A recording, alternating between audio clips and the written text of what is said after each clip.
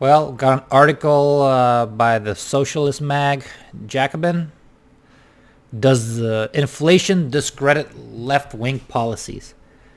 So it's interesting that it's kind of a bit of a sign here that they did have to write an article about this, because maybe they're kind of worried about it. Well, the current story goes that pandemic happened. You had to shut down all this. The government had to shut down the economy. There's lockdowns, this and that. Well, in order for everybody not to be completely wild in a crazy revolt, they sent money to everybody. They sent a bunch of stimulus checks directly to people. They sent directly to households for just the mere fact of having kids. They provided tons of small business SBA loans to keep businesses alive. So maybe average family got, who knows, between like 8 to 10,000. I mean, I would estimate, and maybe average small business got $80,000 in loans. So basically, a ton of hot liquid money was sprayed into the economy, and the consensus is, well, also while you shut down the productions, because of the COVID, there's limited, because people aren't going to work, people don't produce as much things. You shut down the ports, so there's actually, you decrease the supply of things, but you increase the money. What happens? Well, there's a lot of dollars chasing the same goods. You have inflation. And that looks pretty bad for for the policies that Jacobin proposes, especially for modern monetary theory, because they were saying that MMT just basically, well, hey, if you have a reserve, if your debt is denominated in your own currency, like the U.S. is, then just go ahead and print money and fund the programs that you want to fund. And if you have inflation, well, you can up the taxes to you can up the taxes to reduce inflation, to get it under control. But basically, they were saying, well, look how much, right? Like, we can give everybody free healthcare. Everybody can get like a work. If people can't get a job, you can, like a government can employ you at a works program. You can be planting trees, part of the Green New Deal, whatever. And they're saying that we have a ton of room here to go. I mean, we can expand the money supply, print a bunch of money, employ whatever. But it looks like this, even, I mean, granted, it was a large amount of stimulus, but that did cause prices to rise. So the consensus, like, for an everyday person would be like, well, yeah, this much government spending caused inflation. Now it's up to Jacobin to debunk that, because that would really suck for them, because they want all these government programs. And they were saying they would say that it causes so much. Hey, Build Back Better, that would reduce inflation, because it doesn't matter what it costs, because as long as we're giving money to the right people, to the poor people, or to the downtrodden, to the blue-collar workers, well, through magic and fairy dust, actually everything, the economy is going to grow bigger than the inflation, so there's not a problem. Let's see what the article here says. Consumer prices increased at a rapid pace over the last year. Some have argued that this inflation discredits left-wing policies and ideas, but this is not true. One common explanation for this recent spell of inflation is that consumer demand has surged beyond the capacity of producers to supply the demanded goods and services. For there's some place to blame for the excessive demand, and not on the 3 pandemic stimulus bills, especially the last one that passed in March 2021. Insofar these stimulus bills were supported by the left, their contribution to inflation is supposedly indicative of leftist economic policy more generally. It's an indictment of left. The reason is mistaken for two separate ways. First, macroeconomic stabilization, which focuses on primarily on managing aggregate demand. It's only one aspect of economic policy making. It completely dominates reporting about the economy. Perhaps the statistics about it are published every month, and policymakers are consistently attending to it in one way or another. But it's only thing that matters about the economy. It's not even the most important thing in my view. Jeez. But this is, I mean, so the Federal Reserve Chairman Powell, he said the inflation was transitory. And he was wrong. But now you're saying, you know, you just had, there's just like this whole paragraph that's not saying much, because you also, they would agree that the politicians and even people running the Federal Reserve, they always get it wrong. They're always wrong. So why do you think that if we had MMT, modern monetary theory, we can keep the inflation under control? Because they would start as soon as they would see anything on the horizon, they would perfectly predict it and then start raising taxes or sucking liquidity out of the system. I mean, you're just here admitting that they're using the wrong matrix data or whatever. Policies related to the permanent welfare state, the organization of the labor market, corporate governance, and similar are not about pumping up aggregate demand. And so we see in many other countries are compatible with stable and low inflation. Why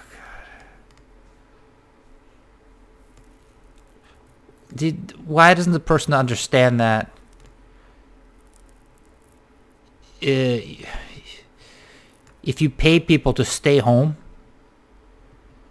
but those people are going to buy goods and services, obviously the economy is going to make less, but there's going to be more demand,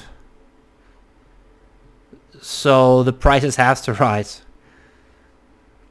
Second, as far as macroeconomic stabilization goes, what exactly is the left-wing idea that the current inflation debunks?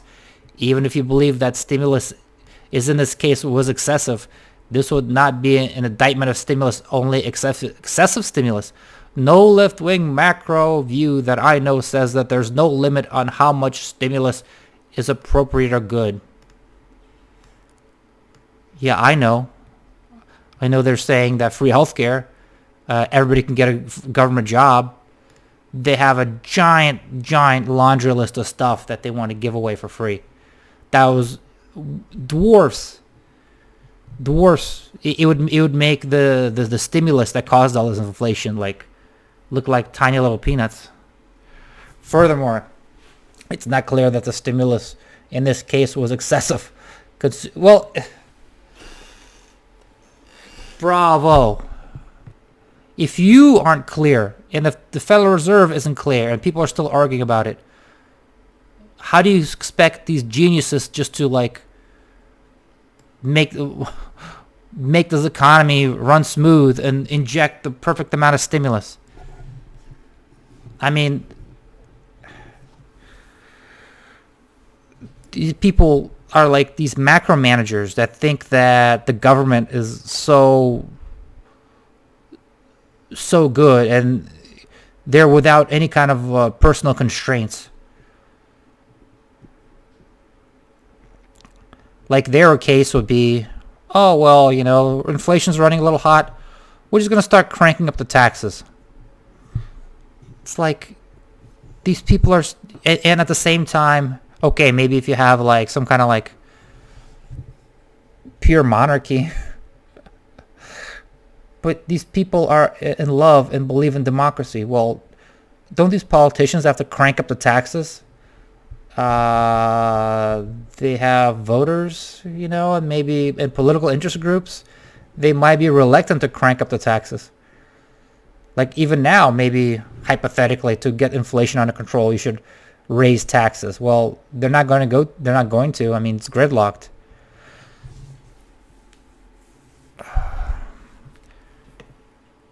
Consumer price increased by 7% last year, which is bad. But first of all, not 7. It's more like 10 to 15 if you calculate properly. But employment increased by 6.5 million jobs, which is good. Well, that's also a bogus statistic because you shut down the economy. It's not like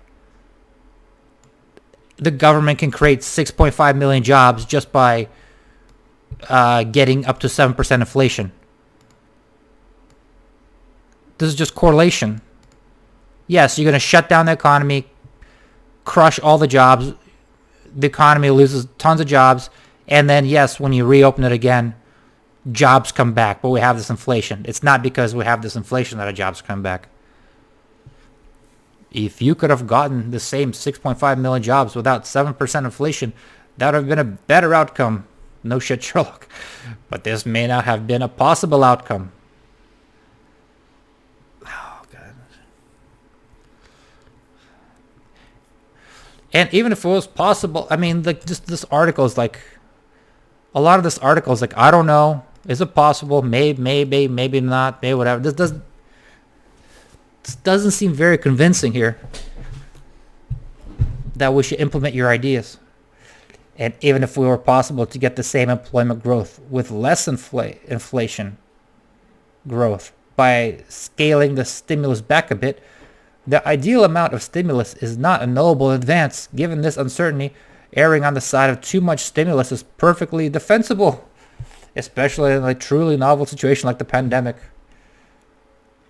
I suspect that for some, when they say that inflation discredits the left, what they have in mind is what John Ewing referred to as vulgar monetary theory. Vulgar MMT is a movement in which the statement taxes don't finance public expenditure is interpreted to mean that governments can increase spending as much as they like with no need for an offset increases in tax revenue. As Quiggin notes, you can definitely find this particular rhetoric all over MMT infected discourse. Indeed, it seems like this particular understanding of MMT is what made it sort of viral among certain sectors of the online left a couple years ago. But much of this interpretation seemed to be encouraging at times. The top-tier MMT writers are usually careful not to say that this is in their academic writing. For instance, 2019 MMT textbook titled Macroeconomics, the authors discussed the possibility of stimulus-induced inflation. Discussed the possibility. Well, that's just one tiny small possibility. It'd be really, really rare if we just start printing money and just giving it to people. Yeah, but in the really rare case of a runaway inflation, inflation argued that the government should tackle it by raising taxes and reducing the deficit. Yeah, that's not the only thing they say. They say you can raise taxes or you can cut these programs. Obviously, both are going to be politically impossible. If you give people free health care, what are you going to... There's no way you're going to start... I mean, if you're democratically elected, there's not going to start governing people's health care. At the same time, you're not just going to start cranking up people's taxes. I mean, I know the left has no problem with that, but you don't understand the disruption? How many businesses would love to invest, would want to invest in an environment where, hey, you can build a factory or you can hire these workers. Oh, they're running, the government printed too much money. They give away too much free shit. All your taxes went for 15. It's going to go to 25, 35. It's like you can't run a business like that. Like, people are just going to invest in other places around the world. If your tax rate is going to swing so wildly. Taxes create real resource space in which the government can fulfill its socioeconomic mandate. Taxes reduce non-government sectors' purchasing power and hence its ability to command real resources for the government to command with its spending. Yes, when a government taxes, it destroys the money. And obviously, increasing taxes definitely hits the growth. Take a stimulus where the national government is spending around 30% of GDP, while its tax revenue is somewhat less, say 27%. The net injection of spending coming from national government is thus about 3% of GDP. We estimated that, and held all else constant, net injection raises towards 30% of GDP. That's a huge increase in aggregate demand. It could cause inflation. Ideal is best if tax revenue moves countercyclically, increasing in expansion and decreasing in recession. God.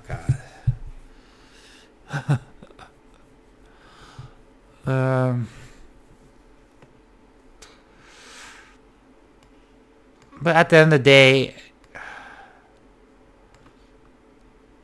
if you're a socialist, it's not a big deal for the government just to be just raising taxes willy-nilly. Do you really want people like Elizabeth Warren and AOC to have the knob, and like populists to have the knob to start cranking up taxes to wherever they feel like, oh, we have too much inflation? If this sounds like a standard Keynesian, that's because it is. Proponents of MMT are found of using striking phrases and various rhetorical flourishes to promote the idea of countercyclical fiscal policy, but ultimately that all it is. And the theory behind countercyclical fiscal policy is not debunked by the current inflation. It's perfectly consistent with it. But it is debunked because the government spent a lot of money and it caused inflation. And yes, even the Keynesians or whoever the hell you're thinking, they should be raising taxes right now. Or they should have saw this. They were calling this inflation transient or just supply chain issues. And now they had to backpedal. They should have been a year ago raising taxes and cutting stimulus. They didn't see any of this coming. So obviously debunks. We don't have this like super alien AI that's like raising, like increasing taxes and like whatever, like and spreading liquidity, like stimulating the economy with liquidity. No, it's people who are elected. It's people who are democratically elected, which is probably the worst of the worst, because those people have no long-term planning. They don't want to lose office. They don't want to lose office. Their number one goal is to stay in power. So they're not going to take any kind of raising taxes or cutting the MMT, cutting the government spending. They would rather just go as far as possible, while if they know there's going to be problems down the line, they're sure, you know what I mean, they're going to be out of office by then, so what do they care?